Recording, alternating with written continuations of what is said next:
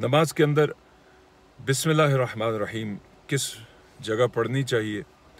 क्या हम सूरह फातिहा को ख़त्म करने के बाद यानी वलद्दालीन आमीन पढ़ने के बाद बिस्मिल्लाहिर्रहमानिर्रहीम पढ़ सकते हैं?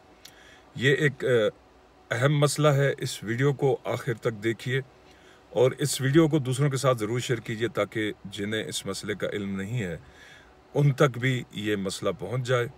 सवाब का काम है, सदका जारिया की नीयत से ज़रूर शेयर करें।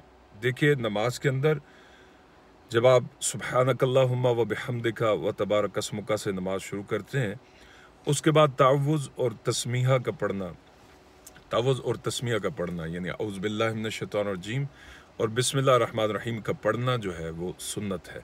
नबी पाक सल्लल्लाहु अलैहि वसल्लम जब भी अपनी नमाज को शुरू फरमाते तो सुब्हानकल्लाहुम्मा व बिहम्दिका व तबारक अस्मुका व तआला जद्दुका व ला इलाहा गैरुक के बाद औज़ु बिल्लाहि मिनश शैतानिर रजीम बिस्मिल्लाहिर रहमानिर रहीम पढ़ा करते थे। तो इससे ये मालूम हुआ कि जैसे ही आप नमाज शुरू करते हैं तो सना के बाद यानी सुब्हानकल्लाहुम्मा के बाद आपके लिए तावुज़ और तस्मिया का पढ़ना सुन्नत हो गया। और जब आप इसे पढ़ेंगे तो इसमें आपके लिए सवाब ज़्यादा होगा और एक सुन्नत की तकमील होगी, सुन्नत पर अमल होगा।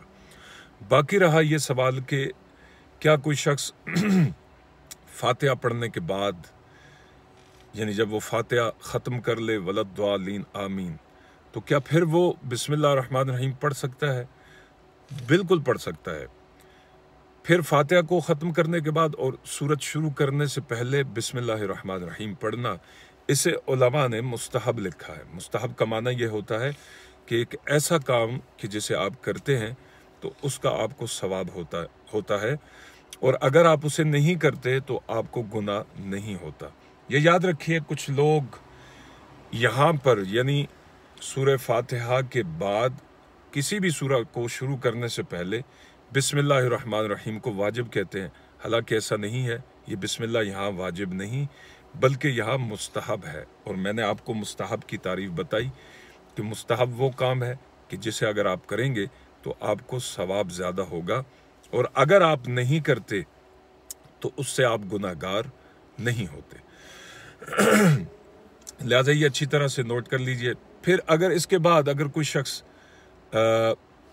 दोबारा से बिस्मिल्लाहिर रहमानिर रहीम किसी और जगह पढ़ता है, मसलन वो रुकू में जाते हुए बिस्मिल्लाहिर रहमानिर रहीम सुब्हान रब्बियल अज़ीम सुब्हान रब्बियल अज़ीम सुब्हान रब्बियल अज़ीम, तो ये खिलाफ सुन्नत होगा क्योंकि नबी पाक सल्लल्लाहु अलैहि वसल्लम ने रुकू के अंदर जो रुकू की तस्बीहात हैं उनमें कभी बिस्मिल्लाहिर रहमानिर रहीम नहीं पढ़ा।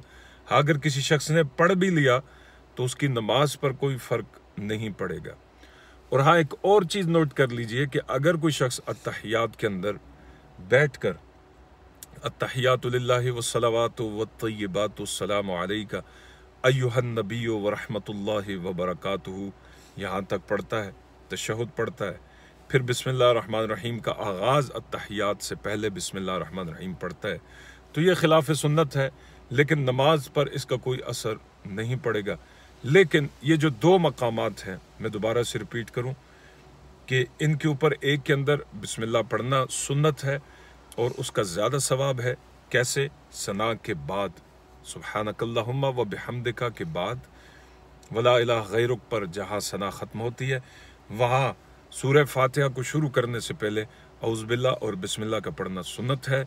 और दूसरा मकाम कि जब आप सूरह फातिहा ख़त्म करें वलद्दालीन आमीन तो उस मौका पर सूरह को शुरू करने से पहले बिस्मिल्लाहिर रहमानिर रहीम पढ़ना ये मुस्तहब है, सवाब का काम है।